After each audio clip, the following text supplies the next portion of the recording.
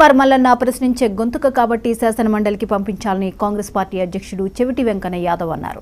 సూర్యాపేట జిల్లా తుంగతుర్తిలో పట్టభద్రుల ఎమ్మెల్సీ ఉప ఎన్నికల ప్రచారంలో ఆయన పాల్గొన్నారు. దేశానికి శ్రీరామ రక్ష కాంగ్రెస్ పార్టీ, దేశం కోసం పోరాడిన పార్టీ కాంగ్రెస్ అని అన్నారు.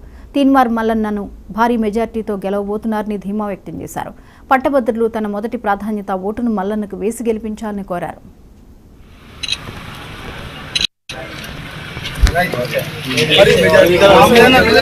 ఎందుకంటే మొన్న జరిగిన శాసనసభ పార్లమెంట్ ఎన్నికల్లో తుంగతుర్తి నియోజకవర్గం నుంచి భారీ మెజార్టీతో మా శాసనసభ్యుడు గౌరవులు మందల స్వామి గారికి సుమారుగా 52,000 మెజార్టీ ఇచ్చిన ఈ తుంగతుర్తి ప్రజానికానికి జిల్లా కాంగ్రెస్ పార్టీ పక్షాన, మండల కాంగ్రెస్ పార్టీ పక్షాన ప్రత్యేక ధన్యవాదాలు తెలియజేస్తున్నాం.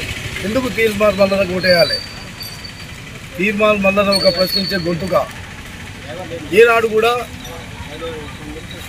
పాలకులకు వ్యతిరేకంగా గొంతు ఎత్తి మాట్లాడిన తీర్మార్ మల్లన్న ఇలా మరి ఇదైతే అధికార పార్టీ వైపు ఎందుకు నిలబడ్డాడో మనం అది ఆలోచించాలి. గత 10 సంవత్సరాల పాలనలో బీఆర్ఎస్ బీజేపీ పాలనలో ఆయన ఏనాడు కూడా అధికార పక్షానికి వ్యతిరేకంగా ప్రజల పక్షాన్ని నిలబడ్డ నాయకుడు తీర్మార్ మల్లన్న. ఎందుకంటే ఇలా కాంగ్రెస్ పార్టీ వైపు ఎందుకు నిలబడ్డాడు? ఈ దేశానికి స్వాతంత్రం తెచ్చిన పార్టీ కాంగ్రెస్ పార్టీ, ప్రత్యేక తెలంగాణ రాష్ట్రాన్ని ఇచ్చిన పార్టీ కాంగ్రెస్ పార్టీ. అదేవిధంగా ఎన్నో చట్టాలను తీసుకొచ్చి ఇలా పనికాహార పథకం కావచ్చు, విద్యా హక్కు చట్టం కావచ్చు, ఎన్నో సంస్కరణలు తీసుకొచ్చి ఈ దేశానికి శ్రీరామ రక్ష అంటే కాంగ్రెస్ పార్టీ అనే విధంగా ఉన్నది. కాబట్టి ఇలా కాంగ్రెస్ పార్టీ వైపు నిలబడ్డాడు. ఇలా ఇంకో 2 అభ్యర్థులు వస్తున్నారు. బీజేపీ అభ్యర్థి ఈ దేశాన్ని మతం వైపు, మత ఛాందసవాదులు ఈ దేశాన్ని ఏదైతే అంబేద్కర్ రచించిన రాజ్యాంగాన్ని మార్చాలని కుట్ర చేస్తున్న బీజేపీని ఓడియాల్సిన అవసరం ఉంది. దానికి వత్తాసు పలుకుతున్న బీఆర్ఎస్ పార్టీని కూడా మనం ఇలా ఓడించాల్సిన అవసరం ఉంది. మరి ఈ ఎమ్మెల్సీ ఎందుకు వచ్చింది? దీనికి సుమారుగా 6 సంవత్సరాల గడువు ఉంటుంది.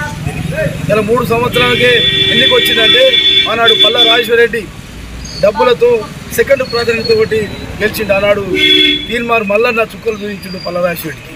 భారీ మెజార్టీతో గెలవబోతున్నాడు. ఎందుకంటే మొన్న జరిగిన శాసనసభ పార్లమెంట్ ఎన్నికల్లో తుంగతుర్తి నియోజకవర్గం నుంచి